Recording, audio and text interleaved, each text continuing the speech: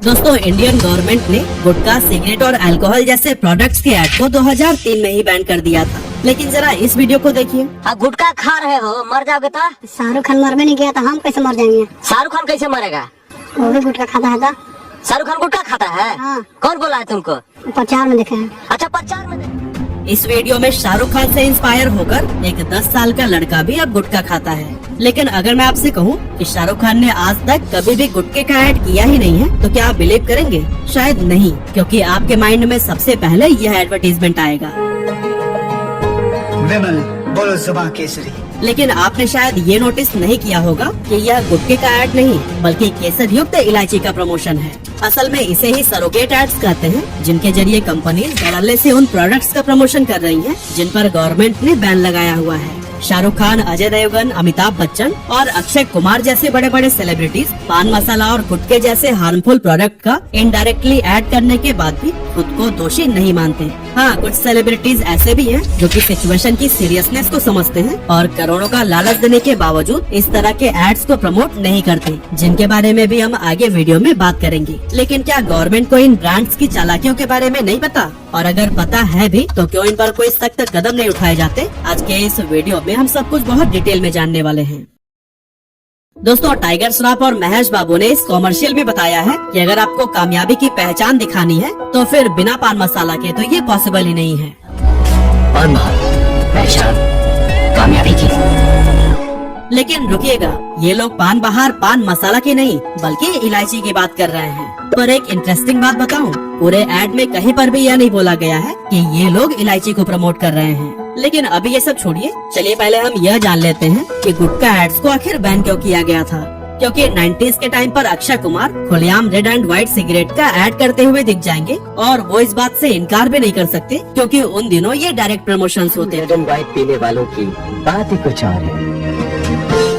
लेकिन साल 2000 के शुरुआत में हमारे हेल्थ मिनिस्टर ने देखा कि इंडिया में हर साल लाखों लोग कैंसर से मर रहे हैं और इनमें भी ओरल कैंसर से मरने वालों की संख्या काफी ज्यादा है। इसीलिए हेल्थ मिनिस्टर ने फैसला किया कि वो गुटखा, सिगरेट और शराब जैसे प्रोडक्ट्स के एडवर्टीजमेंट को पूरी तरह से बैन कर देंगे। जब ये दिखेंगे ही नहीं तो बिकेंगे कैसे? यही सोचकर 2003 में एक्ट नंबर 34 के तहत इस रूल को पास कर दिया गया था। पर यहाँ पर सरकार का प्रोडिक्शन पूरी तरह से गलत साबित हुआ, क्योंकि इसके 7 साल बाद 2010 में जब ग्लोबल अडल्ट टोबैको सर्वे हुआ तो सामने आया कि 6.5 करोड़ से भी ज्यादा लोग गुटखा चबाते हैं। और आज के टाइम पर तो हाल इतना बुरा है कि पूरे दुनिया में गुटखा का सबसे ज्यादा कंजप्शन हमारे भारत में ही किया जाता है। और यही वजह है कि हर साल 9,30,000 कैंसर डेथ्स में से सिगरेट, गुटखा और शराब का भी बहुत बड़ा रोल है। पर सवाल यह है कि इन प्रोडक्ट्स की ऐड पर अगर पाबंदी लगी हुई है तो फिर टीवी और इंटरनेट पर हमें जो दिन रात पहचान कामयाबी की और बोलो जुबा केसरी जैसे एडवर्टीजमेंट्स नजर आते हैं, ये सब क्या है?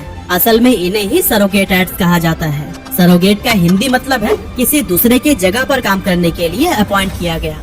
एक्चुअली कंपनीज मेन प्रोडक्ट जिसका लीगली ऐड करना पॉसिबल नहीं है, उसी के पैकेजिंग, कलर और डिजाइन से मिलता जुलता एक नया प्रोडक्ट डिजाइन करती है और टैगलाइन भी सेम वैसे ही देती है जैसे कि मेन प्रोडक्ट की होती है।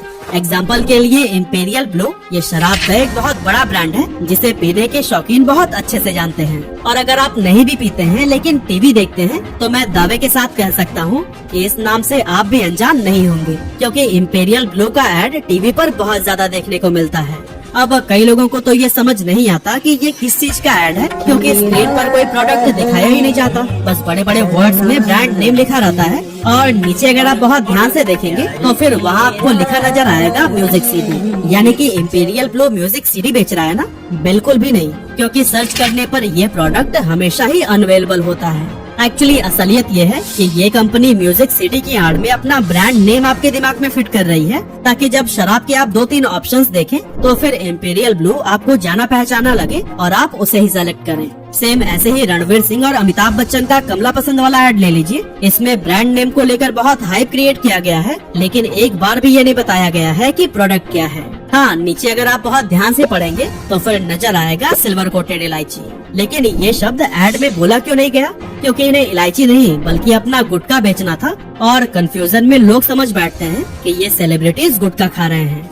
एक्चुअली जब इन एड्स को सेलिब्रिटीज के द्वारा प्रमोट किया जाता है तब हमें लगने लगता है कि आजकल के लाइफस्टाइल में ये बहुत कॉमन है और सोशल बने रहने के लिए हमें इन प्रोडक्ट्स को कंज्यूम करना जरूरी ही है। इसीलिए यह जानते हुए भी कि यह हेल्थ के लिए सही नहीं है, हम शराब, सिगरेट और गुटखा की हैबिट में पड़ जाते हैं। लेकिन हमारा बॉडी इस नए बदलाव को नहीं झेल पाता है और यही वजह है कि आजकल के यूथ लेट 20s या अर्ली 30s में ही fatty liver, stomach infection, dehydration, heart और लंग से संबंधित बीमारियों के शिकार हो जाते हैं। अब हैबिट्स बदलना शायद हमारे लिए मुश्किल हो सकता है, लेकिन इन पोटेंशियल रिस्क के लिए तैयार रहना एक स्मार्ट डिसीजन होगा, क्योंकि एक आम भारतीय घरों में हॉस्पिटल में एडमिट होने का खर्च 6 महीने या फिर उससे भी ज्यादा की सैलरी के बराबर होता है। और यह सब हमने कोविड-19 पैंडेमिक और मंकी पॉक्स जैसी बीमारियों में देख ही लिया है। ऐसे में क्या आप मेडिकल इमरजेंसीज के खर्चों के लिए तैयार हैं? अगर नहीं तो आपको भी अपने और अपनी फैमिली के लिए एक फ्लोटर हेल्थ प्लान लेना चाहिए, जिससे आपके ऊपर भी कभी भी मेडिकल से संबंधित खर्चों का बर्डन नहीं आएगा। लेकिन जब आमतौर पर हम हेल्थ इंश्योरेंस लेने की सोचते हैं और किसी कंपनी की वेबसाइट पर जाकर अपना इंटरेस्ट दिखाते हैं तो हमें इतने सारे स्पैम कॉल्स और मैसेजेस का सामना करना पड़ता है कि हम परेशान हो जाते हैं। यहाँ तक कि कुछ एजेंट्स तो सिर्फ अपने मंथली टारगेट को पूरा करने के लिए आपको गलत पॉलिसी बेचने की ट्राई करते हैं। लेकिन इन सभी प्रॉब्लम्स का सोल्यूशन लेकर आता है डिट्टो,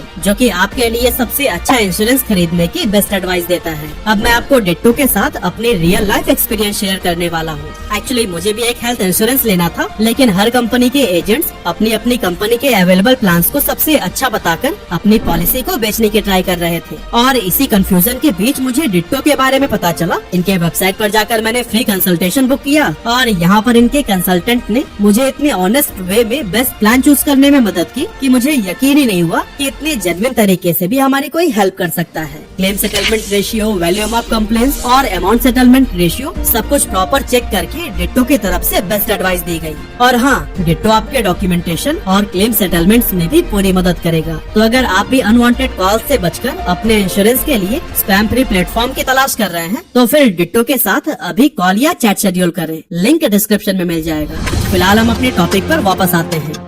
अब दोस्तों, अगस्त 2019 में एक बहुत बड़ा स्कैम इन पान मसाला और गुटखा कंपनीज की तरफ से देखने को मिला। लेकिन इस पूरे मामले को समझने से पहले हमें ये जानना होगा कि आखिर गुटखा और पान मसाला में अंतर क्या है। असल में दोस्तों, पान मसाला के अंदर वही सारे इंग्रेडिएंट्स होते हैं जो कि नॉर्मल पत्ते वाले पान में डाले जाते हैं। बस फर्क इतना है कि इसे सुखाकर इसका एक मिक्सचर तैयार किया जाता है, जिसमें सुपारी, मसाले, कलर और फ्रेगनेंस शामिल होते हैं। इसे food safety and standards authority of India के तहत एक फूड प्रोडक्ट माना जाता है, इसीलिए इसके ऐड और बिक्री पर किसी भी तरह का प्रतिबंध नहीं लगाया गया है। लेकिन इसके साथ में सेहत के लिए वार्निंग देना जरूरी है, क्योंकि इसमें सुपारी होती है जो कि मुंह के कैंसर का कारण बन सकती है। दूसरी ओर अगर पान मसाला में तंबाकू मिला दिया जाए तो वो गुटखा बन जाता है। और आपको जानकर हैरानी होगी कि तंबाकू में 7000 से भी ज्यादा केमिकल्स मौजूद होते हैं और इन केमिकल्स में से लगभग 98 ऐसे हैं जो कि कैंसर पैदा कर सकते हैं, जिनमें nicotine, tar, carbon monoxide, ammonia, benzene, hydrogen cyanide और लीड जैसे खतरनाक केमिकल शामिल हैं। वैसे अगर आपको गुटखा इंडस्ट्री का पूरा सच जानना है ना, तो फिर इनसे मिलिए। यह है देश के जाने माने गुटखा मैन्युफैक्चरर विजय तिवारी जी, जिन्हें साल 2011 में ओरल कैंसर हो गया था। इस बीमारी की चपेट में आने के बाद से इन्होंने पूरी गुटखा इंडस्ट्री को ही एक्सपोज करके रख दिया था। विजय जी बताते हैं कि इसका सेवन ज्यादातर गरीब मजदूर किया करते हैं, इसीलिए अगर गुटखा बनाने वाली कंपनीज क्वालिटी इम्प्रूव करने के लिए प्राइस को बढ़ाते हैं तो फिर सेल्स पर बहुत बुरा असर पड़ता है। और सेल्स पर फर्क न पड़े इसके लिए गुटखा व्यापारी असली इंग्रेडिएंट्स की जगह केमिकल्स का इस्तेमाल करने लगते हैं, जैसे कि पान मसाला में यूज होने वाले कत्था की जगह ये मैग्नीशियम कार्बोनेट और गैम्बियर का यूज करते हैं, ताकि वैसा ही स्वाद दिया जा सके। इसके अलावा इसमें फ्लेवर के लिए और भी कई तरह के केमिकल्स का यूज किया जाता है, और वो भी ऐसे ऐसे केमिकल्स जिन्हें खाया नहीं जा सकता। लेकिन ये कंपनीज इन्हें सस्ते में चाइना से खरीद के गुटखा बना रही हैं। तभी तो केसर जो 3 लाख रुपए किलो मिलती है, उसका पान मसाला ये सिर्फ 1 से 1.5 रुपए में ही बेच रहे हैं। वहीं दूसरी तरफ इलायची और सिल्वर कोटेड पान मसाले भी इतने सस्ते मिल रहे हैं, जितने में ना तो आप इलायची खरीद सकते हैं और न ही सिल्वर। लेकिन पान मसाला पूरी आजादी के साथ एडवर्टाइज और सेल होता है, क्योंकि ये गुटखा नहीं है। हालांकि जब बिहार के स्टेट हेल्थ डिपार्टमेंट ने अगस्त 2019 के दौरान बाजार में मिलने वाले 12 पान मसाला के सैंपल को लेबोरेटरी में टेस्ट करने के लिए भेजा, तो पता चला कि इनमें से 7 पान मसाले में कंपनीज निकोटीन मिलाकर बेच रही है, ताकि लोगों को इसकी लत लग सके। जबकि इनके पैकेट पर बड़े बड़े अक्षरों में लिखा हुआ था निकोटीन फ्री। इन 7 ब्रांड्स में राजश्री पान मसाला, कमला पसंद और रजनीगंधा जैसे बहुत ही पॉपुलर ब्रांड शामिल थे, जिनका ऐड ऐसे ऐसे सेलिब्रिटीज करते हैं जिन्हें हम अपना रोल मॉडल मानते हैं। इस टेस्टिंग के बाद से बिहार सरकार ने उन 12 के 12 ब्रांड्स को ही अपने राज्य में बैन कर दिया था। अब आप सोच रहे होंगे कि निकोटीन तो सिर्फ साथ में मिला था ना, तो फिर इन 12 ब्रांड्स को बैन क्यों किया गया? असल में जिन ब्रांड्स में निकोटीन नहीं भी मिला था उनमें भी मैग्नीशियम कार्बोनेट और इनके ही जैसे कई सारे हार्मफुल केमिकल्स मौजूद थे, जिनसे दिल की बीमारी और कैंसर का खतरा बहुत ज्यादा बढ़ जाता है। इसी वजह से बिहार सरकार ने उन सारे ही पान मसाला ब्रांड्स को बैन कर डाला। और दोस्तों इतना ही नहीं, कुछ कंपनीज ने तो अब लाइम पाउडर के साथ में कुछ ऐसे केमिकल्स को गुटखा में मिलाना शुरू कर दिया है कि ये मुंह में जाने के बाद से मैग्नीशियम कार्बोनेट में बदल जाता है। यानी कि भले ही ये सैंपल टेस्ट में ना आ रहा हो, लेकिन आप जहर ही खा रहे हैं। अब सवाल उठता है कि वो सेलिब्रिटीज जो पान मसाला या इलायची का ऐड करते हैं, क्या वो खुद भी कभी इसे टेस्ट करते हैं? बिल्कुल नहीं, क्योंकि उन्हें अपनी सेहत के साथ खिलवाड़ थोड़ी करना है। हाँ, इतना जरूर है कि ये हमारे मन में जिज्ञासा जगा देते हैं, इसे एक बार खाकर जरूर देखना चाहिए। क्योंकि ज्यादातर लोगों को ऐसा लगता है कि हमारा हीरो खा रहा है तो वाकई में कोई अच्छी ही चीज होगी। और जब इन सो कॉल्ड स्टार से सवाल किया जाता है तो ये हाथ झाड़ कर खड़े हो जाते हैं कि मैं गुटखा या तंबाकू का ऐड कभी नहीं करता, बल्कि मैंने जिसका ऐड किया है वो इलायची थी। लेकिन एक अच्छी बात यह है कि अमिताभ बच्चन ने कुछ समय पहले ही अनाउंस किया है कि अब वो किसी भी तरह के पान मसाला ब्रांड को प्रमोट नहीं करेंगे। असल में उनका रणवीर सिंह के साथ में ऐड आने के बाद उनको सोशल मीडिया पर काफी आलोचनाओं का सामना करना पड़ा था और बार बार लोगों के सवाल और क्रिटिसिज्म के बाद उन्होंने इसे गंभीरता से लिया और तंबाकू इंडस्ट्री को हमेशा के लिए अलविदा कह दिया।